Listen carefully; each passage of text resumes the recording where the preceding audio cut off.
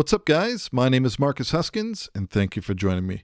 As always, if you're finding this content useful, please go ahead, do me a favor, and hit that subscribe button, and I appreciate your support. All right, so moving right along, I wanted to take a moment to talk about working with one-shot samples in Studio One, more specifically talking about embedded tempo information. So, as we know, we've got this drag and drop functionality that happens back and forth between Studio One. So we're looking at a sample right here, and it's just a basic kick sample.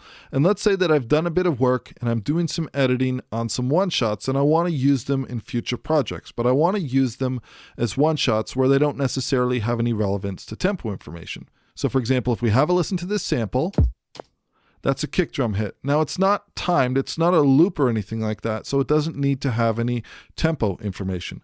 So one way that we can do that is we can come into the file tempo, we can go ahead and click delete, and then we would think to ourselves, okay, well, all is well now. If I export this into my browser, then it's not going to have any tempo information. So we go ahead, we drag it and drop it as a WAV file, we go ahead and click this, and look, 120 BPM. What does this mean? Well, if you're working at 120 BPM, it's nothing. Everything's fine.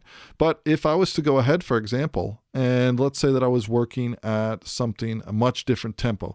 Actually, let's say that I was working at, for example, 60 BPM.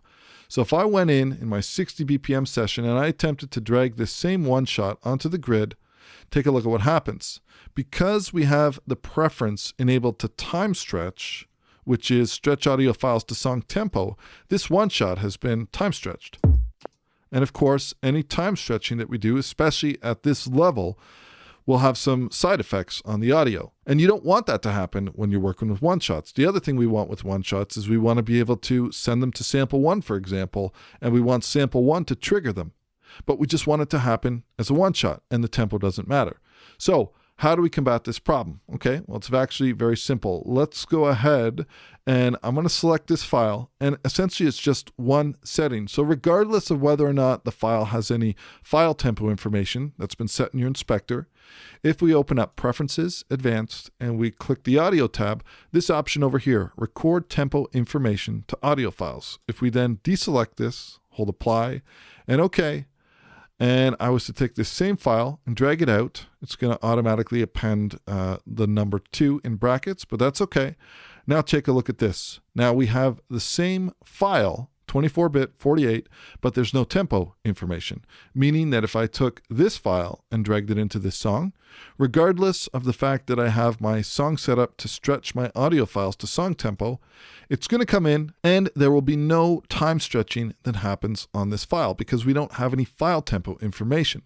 So this is a great way to export your one-shots. In addition to one-shots, maybe certain things like if you're using Studio One to edit sound effects, you don't necessarily want any tempo information happening on your sound effects. If you have a telephone ring or a sound effect of any sort, you just want that to come in and you want to be able to drag it into a location on your timeline, and you don't want any time stretching to occur.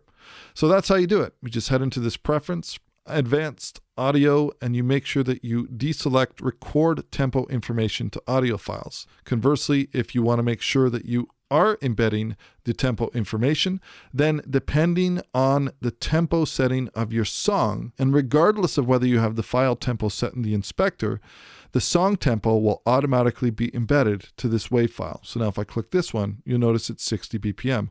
If I wanted to move this up and do the same thing, you'll notice in this particular case now, it's 70 BPM. So it all has to do with this one setting. Just removing that one setting, that'll take care of stripping out any tempo information. And in my opinion, this is definitely the way that you should be exporting your one-shots and any sound effects files that you're creating in the Studio One window when using a drag and drop workflow to the browser. As always, if you found this content useful, please consider hitting that subscribe button. Any questions or comments, leave them below. I'll do my best to get back to you, and we'll catch you in the next video.